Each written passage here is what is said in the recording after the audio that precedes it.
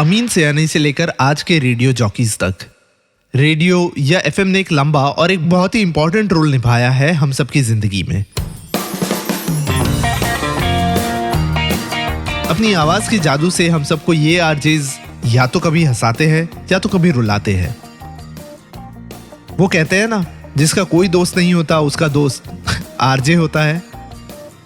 Radio jockey यानी वो आवाज जो हमारे चेहरे पर मुस्कान लाती है, दुनिया के बारे में बताती है, देश के बारे में या सिटी के बारे में हमें इंपॉर्टेंट इंफॉर्मेशन देती है, खाना बनाना सिखाती है, हमारे लव प्रॉब्लम्स को सॉल्व करती है और जिंदगी के कई इंपॉर्टेंट जंक्शंस पर, कई इंपॉर्टेंट मोड़ पर हमें सही रास्ता दिखाती है। खैर, अब तो सोशल मीडिया का जमाना है, इसलिए रेडियो जॉकी की इस आवाज को एक चेहरा भी मिल गया है। पर वो भी एक जमाना था जब एक आरजे की पहचान सिर्फ उसकी आवाज होती थी। कैरेक्टर डायसेक्टर में हम आज डायसेक्ट करेंगे एक ऐसी शख्सियत को जो कहती तो बहुत कुछ थी पर दिखाई नहीं देती थी। 2013 में आई एक फिल्म जिसका एक किरदार, एक कैरेक्टर कुछ ऐसा ही था।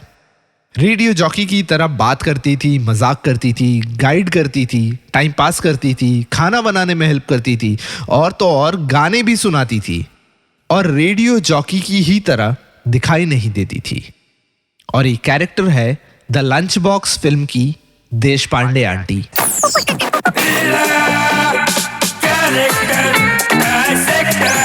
Character dissector with Atiq. Late 80s और अर्ली 90s में दूरदर्शन पर एक सीरियल आया करती थी, वागले की दुनिया।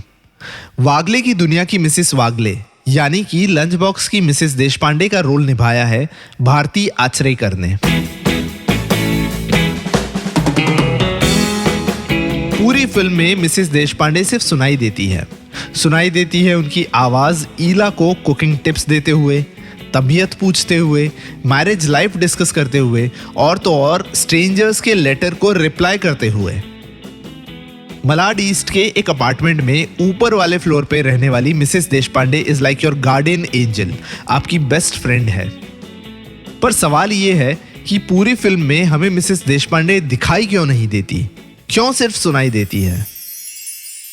कहानी ये है कि एक दिन मिस्टर देशपांडे कोमा से उठे और उठकर सीलिंग फैन को देखने लगे और पूरा दिन बस वो सीलिंग फैन को देखते रहे। रात हुई और वो सो गए। अगले दिन फिर से उठे और उस फैन को घूरते रहे। पिछले 15 सालों से रोज सुबह मिस्टर देशपांडे उठते हैं, फैन को घूरते हैं और रात होते सो जाते हैं। मिसेस देशपांडे को लगने लगा कि मिस्टर देशपांडे की जान उस फैन में अटक गई है। एक दिन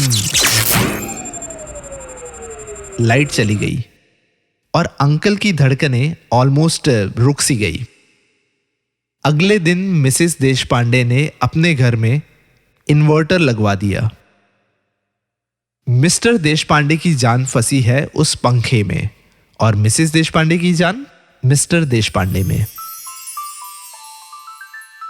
मिसेस देशपांडे या आंटी अपने ही घर में कैद है। She is into a dead relationship. पता है यहां से फ्यूचर कुछ भी नहीं, पर इन्वर्टर अभी भी ऑन है। मिसेस देशपांडे को कहीं ना कहीं ईला यानी कि निमृत कौर में अपना मैरिड रिलेशन दिखाई देता है। उन्हें पता है कि even Ila is in a dead relation. Mrs Deshpande की तरह ईला की मैरिज भी कोमा में है।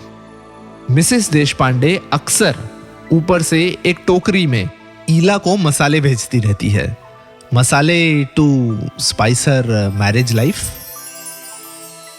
Mrs Deshpande provides the sound track to Ila's life. Ila की लाइफ का बैकग्राउंड म्यूजिक थी मिसेस देशपांडे।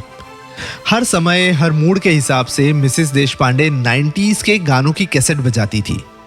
फिर चाहे परदेसी परदेसी जाना नहीं हो या मेरा दिल भी कितना पागल है from Sajan. By the way, Irrfan Khan के कैरेक्टर का नाम इस फिल्म में साजन ही था। अपने किचन के मसालों से लेकर अपने कैसेट के गानों तक Mrs Deshpande tries to bring her world to Ila. Ila को अपनी दुनिया में लाने की कोशिश करती थी। मिसेस देशपांडे ही थी जो ईला को लेटर्स लिखने के लिए पुश करती है, क्योंकि इन लेटर्स में कहीं ना कहीं दोनों ईला और मिसेस देशपांडे अपने कोमा में पड़े मैरिज से आज़ादी ढूंढ रहे थे। पर जिस तरह से द लंच बॉक्स के एंड में क्या होता है, इरफान और निम्रत कौर फाइनली मिलते हैं या नहीं, हमें पता नहीं। ठीक उसी तरह से इस फिल्म के एंड में मिसेस देशपांडे के साथ क्या होता है, हमें नहीं पता। कुछ किरदारों का, कुछ कैरेक्टर्स का एक्चुअली कोई एंड, कोई अंत नहीं होता। शायद फिल्म के एंड में ऐसे सारे किरदारों को हम वेंटिलेटर्स पे रख देते हैं।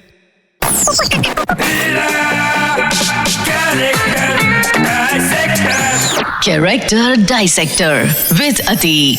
इस पॉडकास्ट का फीडबैक देने के लिए मेल करें podcast@myradiocity.com पर या फिर इंस्टाग्राम पे RJ_अतीक पे DM करें। Radio city podcast.